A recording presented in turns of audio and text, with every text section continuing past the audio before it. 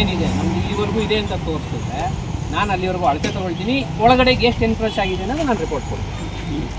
Extra ನಾವೇನು ತೋರಿಸೋದು, village accountant ಅವರು ತಾಲೂಕು ಆಫೀಸವರೆಲ್ಲ ಅವರೇ ಮಾಡಿ ತಗೋಬೇಕು. ಇವ್ರದ್ದು ಹೇಳ್ತಿದಾರಲ್ಲ ಸಪ್ರೇಟಾಗಿ ಏನು ತೋರಿಸ್ಬೇಕು ಅಂತ ನಂಗೆ ಅರ್ಥ ಆಗ್ತದೆ. ನಮ್ಗೆ ಏನು ಹೇಳ್ತೀವಿ, ನನಗೆ ಈ ಜಾಗದಲ್ಲಿ ಸರ್ ದೇವಸ್ಥಾನನಾದ್ರು ಇರಲಿ, ಆಯಿತು ಹೋಟೆಲ್ನಾರು ಇರಲಿ, ಮಾಲಿನಾರು ಇರಲಿ, ಇದು ನನಗೆ ಒಂದು ಲೆಟ್ರ್ ಬಂದಿದೆ ಅಷ್ಟೇ. ಕಳಿಸಿದ್ದೀನಲ್ಲ ತಗೊಂಡು ಬಂದು ಸ್ಪಾಟ್ಗೆ ಅಂತ ಒಂದೊಂದು ದಿನಕ್ಕೂ ಕಾರಕ್ಕೆ ಬರ್ಕೊಂಡು ಕುತ್ಕೊಳ್ಳೋದಾಗುತ್ತೆ. ನಾವು 9 ದಿನ ಮೇಂಟೈನ್ ಮಾಡೋದು. ನನಗೆ ಅದನ್ನು ಮಾಹಿತಿ ಕೊಡಿ, ಅದ್ರ ಪ್ರಕಾರ ಅಂಥ ದಿನ ಬನ್ನಿ ಇಂಥ ದಿನ ಬನ್ನಿ ಅಂದರೆ ನಾವು ಎಷ್ಟು ಅಂತ ಓಡಾಡೋದು. ನಮ್ಗೆ 120 ಮಾರಾಟ ಇದ್ದಾವೆ. ಪ್ರಸ್ತುತ ಇರ್ತಕ್ಕಂಥ ಕಂದಕ ಖಾಲಿ ಕಂದಕದ ಇಲ್ಲಿದೆ ಇಲ್ಲಿಲ್ವಾ ಫೋಟೋ ಸುತ್ತ ಕಂದಕ ಇದ್ದೇ ಇರುತ್ತೆ. ಇದನ್ನೆಲ್ಲ ಕೇಳೋದು ಅಂತಾರೆ ಬೇಡ. ಈಗ ಏನಿದೆ ಖಾಲಿ ಜಾಗ ಇರ್ತಕ್ಕಂಥ ಖಾಲಿ ಜಾಗನ ಮಾಡ್ಕೊಡಿ ಸಾಕು ಅಂತ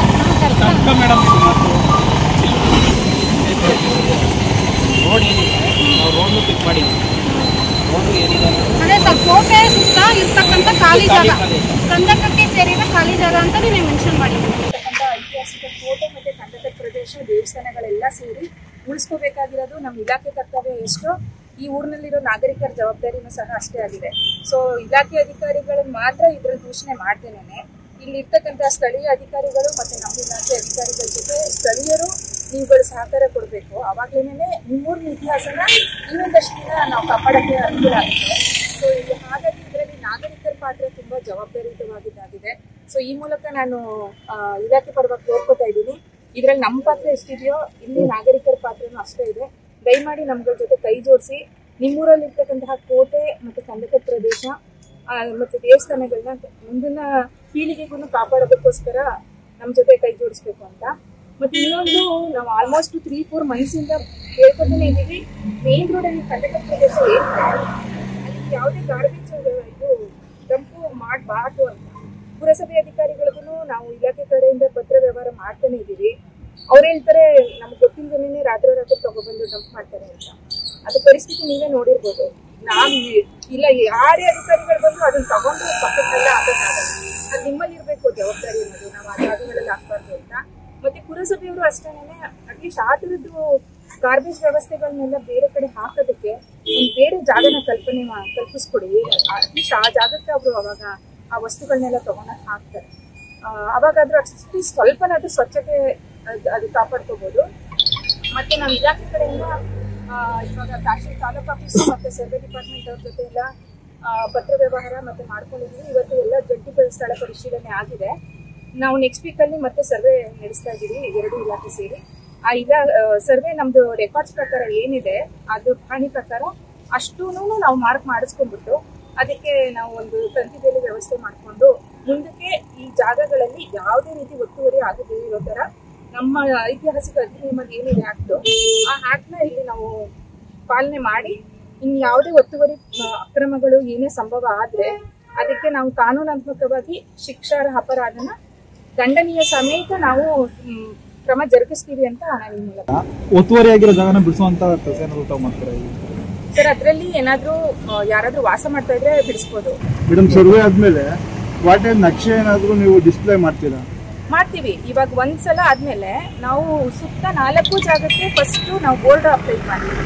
ಸಂರಕ್ಷಿತ ಸ್ಮಾರಕ ಪ್ರದೇಶ ಅಂತ ಒಂದು ಬೋರ್ಡ್ ಹಾಕ್ತೀವಿ.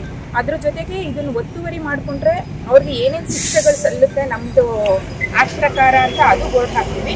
ಅದ್ರ ಜೊತೆಗೆ ಒಂದು ಐತಿಹಾಸಿಕ ಮಹತ್ವ ಅಂದರೆ ಈ ಕೋಟೆಗೆ ಏನೇನು ಐತಿಹಾಸಿಕ ಮಹತ್ವ ಇದೆ ಅದ್ರದ್ದು ಒಂದು ಬೋರ್ಡ್ ಬರುತ್ತೆ. ಮತ್ತೆ ನೀವೇನು ಕೇಳಿದ್ದು?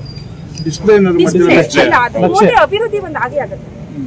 ಈಗ ಐತಿಹಾಸಿಕ ಮಹತ್ವ ಬಂದ ಮೇಲೆ ಕೋಟೆದು ಒಂದು ಇವಾಗ ಏನ್ ಸರ್ವೆ ಆಗುತ್ತೆ ಅಷ್ಟು ನಾವು ಡಿಸ್ಪ್ಲೇ ಮಾಡಿ ಮತ್ತೆ ನೆಕ್ಸ್ಟ್ ಅಭಿವೃದ್ಧಿ ಮಟ್ಟದಲ್ಲಿ ನಾವು ಯೋಚನೆ ಮಾಡಿದ್ದು ಪ್ರಾಧಿಕಾರದ ಜೊತೆ ಒಂದು ಲೈಟ್ ಅಂಡ್ ಶೋ ಮಾಡಬೇಕು ಅಂತ. ಯಾವ್ದಾದ್ರು ಈವೆಂಟ್ ಅಥವಾ ಇಲ್ಲಿ ಯಾವ್ದಾದ್ರು ಕೆಂಪೇಗೌಡ ಜಯಂತಿ ಎಲ್ಲ ನೀವು ಏನ್ ಮಾಡ್ತೀರಾ ಅಂತ ಟೈಮಲ್ಲೆಲ್ಲ ಮತ್ತೆ ನಿಮ್ಮದು ರಥೋತ್ಸವ ಎಲ್ಲ ಆಗುತ್ತಲ್ಲ ಅಂಥ ಟೈಮಲ್ಲೆಲ್ಲ ನಾವು ಈ ಕೋಟೆ ಮಹತ್ವನ ಸಾರ್ವಜನಿಕರಿಗೆ ತಿಳಿಸೋದಕ್ಕೋಸ್ಕರ ಲೈಟ್ ಅಂಡ್ ಶೋ ಮಾಡೋದು. ಆ ಲೈಟ್ ಅಂಡ್ ಶೋನಲ್ಲಿ ಏನಿದೆ ಇದ್ರದ್ದು ಇತಿಹಾಸ ಅದೊಂದು ಸ್ಟೋರಿ ನರೇಟ್ ಮಾಡಬೇಕು ಅನ್ನೋದು ನಮ್ಮ ಉದ್ದೇಶ ಆಗಿದೆ.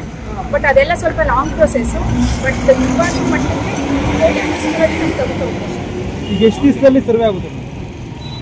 ಈಗಿರೋ ನಮ್ಮ ಅಧಿಕಾರಿಗಳಿಗೆ ಒಂದು ವಾರ ಅಂತ ಕರೆ ಇರೋದ್ರಿಂದ ಅವ್ರಿಗೂ ಬೇರೆ ಕಚೇರಿ ಒತ್ತಡ ಕೆಲಸ ಇದ್ದೇ ಇರುತ್ತೆ. ಅದ್ರ ಮಧ್ಯೆ ಇವಾಗ ಅವರು 1 ವಾರ ಟೈಮ್ ಕೇಳ್ಕೊಂಡಿದ್ದಾರೆ. ಇನ್ನೊಂದು 8 ದಿನದೊಳಗಡೆ ಅಂತೂ ಆಗುತ್ತೆ. ಸರ್ಕಾರ ಇದನ್ನ ಜೀರ್ಣೋದ್ಧಾರ ಮಾಡಬೇಕು ಅಂತ ಈಗಾಗಲೇ ಅದಕ್ಕೆಲ್ಲ ಸಾಕಷ್ಟು ಫಂಡ್ ರಿಲೀಸ್ ಆಗಿದೆ. ಹೇಗೆ ಮೇಡಮ್ ಅದು?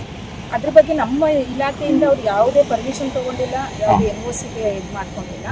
ಸೊ ಅದು ವಿಷಯ ಗೊತ್ತಾಗಿನೇ ಯಾವುದೇ ಒತ್ತುವರಿ ಆಗಬಾರ್ದು ಅಂತಾನೆ ನಾವು ಮಧ್ಯಪ್ರವೇಶ ಮಾಡಿ ಅದನ್ನೆಲ್ಲ ಅಭಿವೃದ್ಧಿ ಮಾಡಲಿ. ಅದ್ರ ಬಗ್ಗೆ ನಮ್ಗೇನು ಇದಿಲ್ಲ. ಬಟ್ ಕೋಟೆ ಸ್ಟ್ರಕ್ಚರ್ಗೆ ನಮ್ಮ ಐತಿಹಾಸಿಕ ಇದ್ರ ಪ್ರಕಾರ ಸ್ಟ್ರಕ್ಚರ್ ಡಿಸ್ಟರ್ಬ್ ಆಗಬಾರ್ದು. ನಾವು ಒಂದು ಬಿಲ್ಡಿಂಗೇನೇ ಸ್ಟ್ರಕ್ಚರ್ ಡಿಸ್ಟರ್ಬ್ ಮಾಡೋಕ್ಕೆ ಬಿಡೋದಿಲ್ಲ. ಹಾಗಾಗಿ ಕಂದಕ ಮುಚ್ಚಬಾರ್ದು, ಕೋಟೆ ಡಿಸ್ಟರ್ಬ್ ಆಗಬಾರ್ದು. ಮತ್ತು ಅದು ಏನೇನು ಕೆಲಸ ಮಾಡಿದ್ರೆ ನಮಗೆ ಕನ್ಸರ್ವೇಷನ್ ಹಿಂಗೆ ಬೇರೆ ಇರ್ತಾರೆ ಇಂಜಿನಿಯರ್ಸ್. ನಾವೆಲ್ಲ ಅಡ್ಮಿನ್ ಡಿಪಾರ್ಟ್ಮೆಂಟಿಗೆ ಬರ್ತೀವಿ. ಸಂರಕ್ಷಣಾ ಸಹಾಯಕರು ಅಂತಲೇ ಅವ್ರು ಇರ್ತಾರೆ. ಎಕ್ಸ್ಕ್ಲೂಸಿವ್ ಆಗಿ ಅವರು ನಮ್ಮ ಇದು ಆರ್ಕಿಯಾಲಜಿ ಆಸ್ಪೆಕ್ಟಿಂದನೇ ಕನ್ಸರ್ವೇಷನ್ ಮಾಡೋದು. ಸೀದಾ ಬಂದ್ಬಿಟ್ಟು ಸಿಮೆಂಟ್ ಕೆಲಸ ಮಾಡೋದು ಆ ಥರದ ಸಂರಕ್ಷಣೆ ಮಾಡಲ್ಲ. ಹಾಗಾಗಿ ಆ ಮಟ್ಟದಲ್ಲೇ ನಾವು ಅದನ್ನು ಅಭಿವೃದ್ಧಿ ಮಾಡ್ತೀವಿ. ನಮ್ಮ ಹೆಸರು ಆವೇಶ್ ಉಪನಿರ್ದೇಶಕರು ಬೆಂಗಳೂರಿನ. ಮಾಗಡಿ ದುರ್ಗದ ಪಾರಂಪರಿಕ ಚಾರಿತ್ರಿಕ ಸ್ಮಾರಕಗಳನ್ನು ಉಳಿಸೋದಕ್ಕೆ ಪ್ರಾಚ್ಯವಸ್ತು ಇಲಾಖೆ ಮುಂದಾಗಿರೋದು ಶ್ಲಾಘನೀಯವಾದದ್ದು. ಸಾರ್ವಜನಿಕರು ಕೂಡ ಅಕ್ರಮವಾಗಿ ಒತ್ತುವರಿಯಾಗಿರ್ತಕ್ಕಂಥ ಕೋಟೆಯ ಜಾಗವನ್ನು ಅಳತೆ ಮಾಡಿಸಿ ತೆರವುಗೊಳಿಸಬೇಕು. ಪೂರ್ವಿಕರ ಬಹುದೊಡ್ಡ ಬದುಕನ್ನು ಉಳಿಸಬೇಕು ಅಂತ ಬಂದಿದ್ದಾರೆ. ಕಾವ್ಯಶ್ರೀ ಮೇಡಮ್ರವರಿಗೆ ಮತ್ತು ಉಪನಿರ್ದೇಶಕರ ಶ್ರೀ ಮೇಡಮ್ರವರು ಮತ್ತು ಭವ್ಯ ಮೇಡಮ್ರವರಿಗೆ ಹಾಗೂ ಸಿಬ್ಬಂದಿ ವರ್ಗಕ್ಕೆ ಧನ್ಯವಾದಗಳು. ಒಟ್ಟಾರೆ ಮಾಗಡಿಯ ಪಾರಂಪರಿಕ ಸ್ವತ್ತು ಮುಂದಿನ ಪೀಳಿಗೆಗೆ ಉಳಿಲಿ ಅಂತೇಳಿ ಧನ್ಯವಾದಗಳು.